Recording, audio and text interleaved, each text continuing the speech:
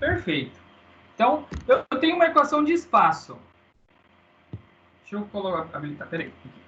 Eu tenho uma equação de espaço. Se eu derivar uma vez, eu tenho velocidade. Porque velocidade é ds dt. Acabamos de fazer esse ds dt na sala, né? Acho que até o Eliezer perguntou de onde que tinha saído o v. Que é exatamente esse ds dt. Se eu derivo o espaço em relação ao tempo, eu tenho velocidade. Se eu derivar de novo, se eu fizer um dv dt, eu tenho quem? Eu tenho uma aceleração. Que também fizemos essa continha aqui na aula de hoje. Então, se eu derivar, a derivada da primeira, né, que é o ds dt, que é a velocidade, vai ficar como ali a derivada? Vai ficar a derivada de 1 é 0, derivada de 2t é 2, e derivada de meio t ao quadrado é quanto? T, né? E aí, Positivo. se eu derivar de novo, derivo 2 dá 0, derivo t dá 1. 1 metro por segundo ao quadrado. Então, molezinha essa primeira. Era só derivar duas vezes, a gente tem a aceleração. Vou para frente, pessoal. Se vocês tiverem alguma pergunta, é só me interromper, que daí eu explico de novo. Esse outro exercício, a gente tinha 2 carros que iam de encontro. Esse exercício, pessoal, emulou um exercício que a gente fez em sala, que era um exercício de 2 pistões, em que eles estavam subindo e descendo, e eles iam se encontrar num momento. A gente fez um exercício bem parecido com esse. Só que aqui, em vez de ser 2 pistões que estão subindo e descendo, eu coloquei 2 carros que estão indo de encontro. E aí a gente quer encontrar um modelo matemático que mostre aí, né, quando que eles se encontram. Então, acho que de início é legal tirar os dados. Então, a gente tem que o espaço inicial do carro A é em 2.000 metros. O espaço inicial do B é 6.000, né? 6.000. A aceleração do A é meio. O carro B não tem aceleração porque ele está no movimento retilíneo uniforme, certo? O exercício, um está indo com velocidade variável, o outro está indo com velocidade constante. E ela fica negativa, né? Isso, e tem que usar negativa porque ele está voltando, bem observado. A velocidade inicial do A, a gente tem que fazer em metros por segundo, tá, pessoal? Vai dar 10. Velocidade inicial do B em módulo é 20, mas como ele está voltando, depois a gente vai ter que pôr na fórmula como negativo, né? Porque ele está indo para trás. E aí a gente pode escrever as relações, ó. Então, por exemplo, espaço para o corpo A vai ser espaço inicial, 2.000, mais velocidade inicial, que é 10t, mais at quadrado sobre 2, então é meio t quadrado sobre 2. Então, essa equação é a equação do movimento uniformemente variado, porque esse movimento tem aceleração. Para o corpo B, é retilíneo uniforme. Então, S igual a S0 mais BT. Então, o S0 dele é 6.000. E a velocidade aqui a gente vai colocar negativo porque ele está voltando, menos 20. Então, a gente tem duas equações de movimento, para o corpo A e para o corpo B. Então, eu posso igualá-las para a gente conseguir descobrir o t, que o exercício pediu o tempo. Então, eu posso falar que 2.000 mais 10t, mais, se eu dividir meio por 2 ali, 0,25t ao quadrado, é igual a 6.000 menos 20t. E aí a gente tinha que isolar, né? Passar todo mundo para o primeiro membro, por exemplo, para poder fazer Bhaskara, né? Se a gente colocar todo mundo para o primeiro membro, vai estar 0,25t quadrado. Esse 6.000 vai passar para o outro lado negativo como menos 6.000, então isso ficaria menos 4.000. E o menos 20t passa para o outro lado como mais t, mais 20t, então daria mais 30t menos t menos 4.000 igual a 0. Então, a gente ficou com uma função de segundo grau. Então, a gente resolve usando Bhaskara. Se nós fizermos Bhaskara para esse t quadrado, a gente vai achar duas raízes. Vai dar mais 80 segundos e menos 200 segundos. Como não tem tempo negativo, a gente fica só com a primeira raiz, que ia ser 80 segundos. Então, depois de 80 segundos, que iniciava esse movimento, esses dois corpos, esses dois carros, né, no caso, iriam se cruzar. Vocês entenderam, pessoal, como que foi a lógica aí do exercício? A gente igualou os dois tempos porque o tempo é o mesmo para os dois. O tempo que os dois vão se encontrar é o mesmo. É a hora uma variável igual, por isso que a gente igualou as duas funções aí. Quando eles se encontrassem, eles estariam no mesmo ponto. Por isso que aqui, ó, nessa parte aqui, eu pude fazer SA igual a SB. Beleza? E aí a gente substituiu ali embaixo. Beleza. Acho que foi o exercício que deu um trabalho braçal maior. Porque teve que trabalhar com funções, né? S3, a gente tem o helicóptero, ele descreve no ar uma circunferência de 18 metros de raio e velocidade de 108 km por hora. E a gente quer a aceleração desse movimento circular. Pessoal, quando a gente tem aceleração, essa aceleração ela pode se dar de duas maneiras, né? A gente viu lá que pode ser uma aceleração centrípeta ou uma aceleração tangencial. Como ele está tendo velocidade constante aqui, ó, na rotação dele, a velocidade é constante, então ele não tem aceleração centrípeta. Ou ele não tem aceleração tangencial, ele só vai ter aceleração centrípeta. Então, nesse caso, a aceleração dele é v quadrado sobre r. E esse v quadrado tem que ser em metros por segundo. Então, tem que dividir aquele 108, né, por 3,6. Posso até escrever assim, se quiser, ó. 108 dividido por 3,6, no lugar da velocidade. Isso ao quadrado. E eu divido pelo raio, que é 18. E aí a gente acha a aceleração aí, que vai dar 50. Então, só aplicar em fórmula, só tinha que ficar esperto ali com a velocidade, que tinha que fazer em metro por segundo, e matar que a velocidade constante causaria que a velocidade tangencial seria zero. A gente só teria a aceleração aí da rotação, né? Só a aceleração centrípeta nesse caso. Pode até pôr um Czinho aqui, se quiser, de centrípeta. Agora, continuando. Essa aqui, ó, eu já especifiquei que eu queria aceleração vetorial. A aceleração vetorial, se eu escrever ela em forma de vetor, ela é a soma vetorial da aceleração centrípeta com a aceleração tangencial. Então, aqui é uma soma de vetores. Então, eu tenho que escrever os vetores e somar isso vetorialmente. Como esses dois vetores são perpendiculares, a aceleração tangencial é assim, a aceleração centrípeta é assim, e a aceleração vetorial aqui, ó, ela é a diagonal aqui, ó, desse triângulo, retângulo que a gente fez aqui, a gente pode simplesmente utilizar Pitágoras na resolução. Então, eu posso escrever que a aceleração vetorial, pelo teorema de Pitágoras, ia ser a aceleração centrípeta ao quadrado mais a aceleração tangencial ao quadrado, e aí eu tiro a raiz, né, dessa soma, porque é para fazer pelo teorema de Pitágoras. Então, aqui eu posso falar que aqui é um AC e aqui é um AT. Então, vamos lá, aceleração vetorial. A aceleração centrípeta, pessoal, a gente fez o exercício passado ali, v quadrado sobre raio. A aceleração tangencial é aquela que a gente aprende na física 1, ΔV sobre ΔT. Isso aqui também é o quadrado. E aí depois a gente vai e tira a raiz. Então, se a gente fizer isso aí, vai ficar... Velocidade, ela é 21,6 km por hora. Se a gente dividir por 3,6 para virar metro por segundo, dá 3.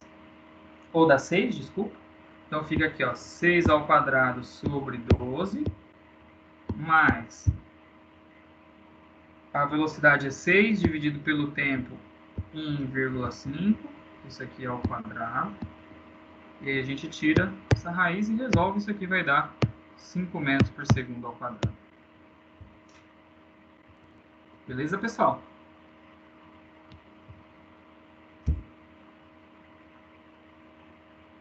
Beleza? Vocês estão aí? Beleza. Não é que eu estou lendo aqui a pergunta aqui, na minha não saiu esse após 1,5 segundo. A velocidade atingiu Tá, 21,6. Tá, É o Alfredo aqui. então... Ele coloca uma partida. Não, então, eu até mandei mensagem depois para vocês do portal, acho que eu vi avisando um que e-mail, estava... acho que eu mandei 2 dias depois que eu liberei, avisando que não saiu a informação do tempo. Eu acho que eu mandei vi, mensagem... mas eu não corrigi. Realmente eu vi que você mandou a mensagem lá. Uhum. Tá bom. Então tá. Tranquilo. Continuando aqui, a gente tem esse movimento circular e agora a gente quer a força centrípeta. Força centrípeta, pessoal, a gente já aprende, ela tem que ser a massa vezes a aceleração centrípeta. Só que a aceleração centrípeta, a gente acabou de ver que ela é o quê? V² sobre raio. Como esse exercício deu foi a velocidade angular, eu posso reescrever essa velocidade como ômega-r. E aí, como vai ficar, como é v², fica ômega ao quadrado, r ao quadrado, ficaria assim, ó. Ômega ao quadrado, r ao quadrado, e aí já tinha um r ali embaixo, então fica m ômega ao quadrado r, para fazer essa força centrípeta. Então a massa, o enunciado falou que é 4, velocidade angular ele falou que é 10, e aí tem que fazer ao quadrado, né, porque o ômega ali ficou ao quadrado, e o raio da trajetória é 7,5. Então fazendo isso aí vai dar 3.000.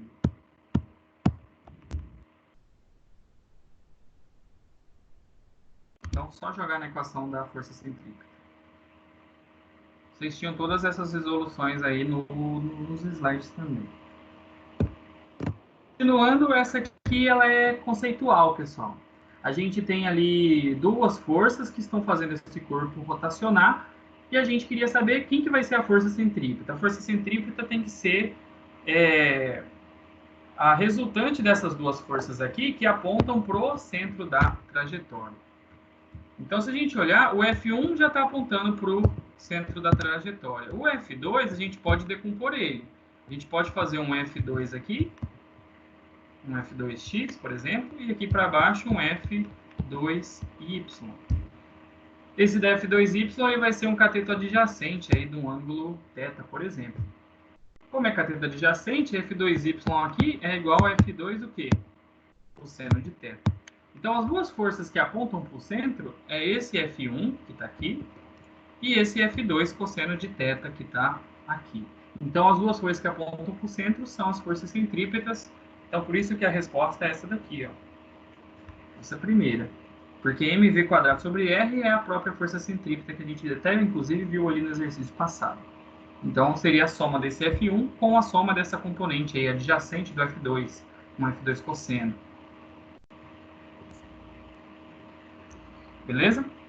Porque essa força aqui, ó, essa componente aqui, ó, F2x, que eu desenhei, ela vai ser tangencial.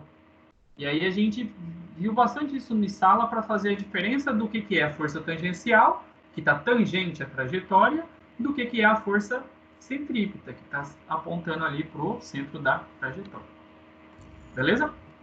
Ô, Jonathan, mas a força centrípeta não seria mv² sobre o raio? Isso, então por isso assim, ó, força centrípeta é igual a mv² sobre o raio. Quem que vai ser essa força centrípeta aqui? Quem que vai ser a resultante delas aí? Por isso que eu troquei ela por F1 mais F2 cosseno, que é as 2 componentes ali, elas que vão ser igual a esse mv² sobre raio. Certo? A soma das duas nesse caso, são a força centrípeta. Essas duas aqui.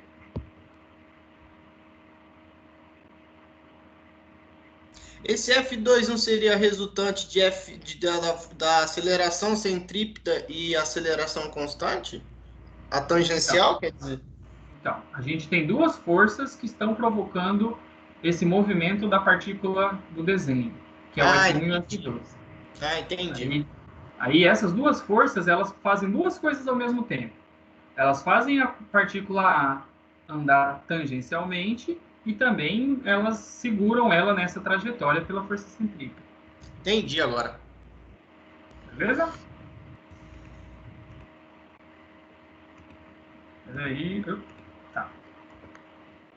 Continuando, agora a gente entra naquela parte orbital, que foi nossa última aula, né? Que é a dinâmica orbital de coisas que variam, né, na altitude aí. A gente viu que a equação da velocidade... Peraí, rapidinho. Que a equação da velocidade orbital, seria a velocidade que um corpo vai ter se ele está em órbita, ela dependia da raiz da constante g da massa do planeta dividido pelo raio da órbita. Era essa equação. O que a gente tem que ficar esperto aqui é, esse raio da órbita, se eu tenho o planeta aqui, ó, imagina que eu tenho o planeta que tem um raio, e o satélite, por exemplo, esteja aqui. O raio da órbita desse planeta, por exemplo, vou chamar aqui de R1 e aqui de R2, é essa junção aqui, ó. Eu tenho que somar o raio do planeta com a altitude, né? Então, esse aqui é o raio da órbita. Então, eu tinha que somar o raio do planeta com a altitude, né? Com essa altura de 400 km. Então, aplicaria aqui o valor da constante, a massa do planeta e o raio da órbita. Essa massa do satélite aqui não utiliza na conta. E aí, jogando tudo aí, a gente ia achar esse valor aqui, 7.671,74. O valor da constante G, ele é 6,673 vezes 10 a menos 11. E o valor da massa do planeta é aquele valor ali, né? 5,972 vezes 10 a 24. E aí tinha que somar esses dois raios, 400 km de altura mais 6.371 do raio da Terra. E tinha que fazer isso em metros. E aí daria esse 7.671. Esse outro aqui, esse último exercício, ele... Assim, a gravidade, pessoal, ela vale 9,8 na superfície do planeta. Conforme a gente vai afastando do planeta, a gravidade diminui, porque a atração gravitacional do planeta diminui com a distância. Então, a gente também viu em aula uma equação de como calcular a diminuição da gravidade em função da altura. A gente viu essa equação aqui, ó. Gzão, aqui a massa do planeta, dividido por um raio ao quadrado, em que esse raio é a distância também da onde está o corpo até o centro do planeta. Então, se aqui está o planeta e o corpo está nessa altitude aqui, esse R é essa distância aqui, ó, daqui até aqui. Esse é o R. Então, a gente aplicaria aquela constante G que a gente viu ali no outro exercício, aplicaria a massa do planeta, que também a gente viu no outro exercício, e a altura agora é o raio da Terra mais esse 2.000. Então, se a gente calculasse essa gravidade aí nessa altura, vai ter 5,69 metros por segundo ao quadrado. Esse é o valor da gravidade nessa altitude. Então, as coisas meio que vão ficando mais leves conforme você vai subindo. A massa do corpo é a mesma, mas a atração gravitacional é menor.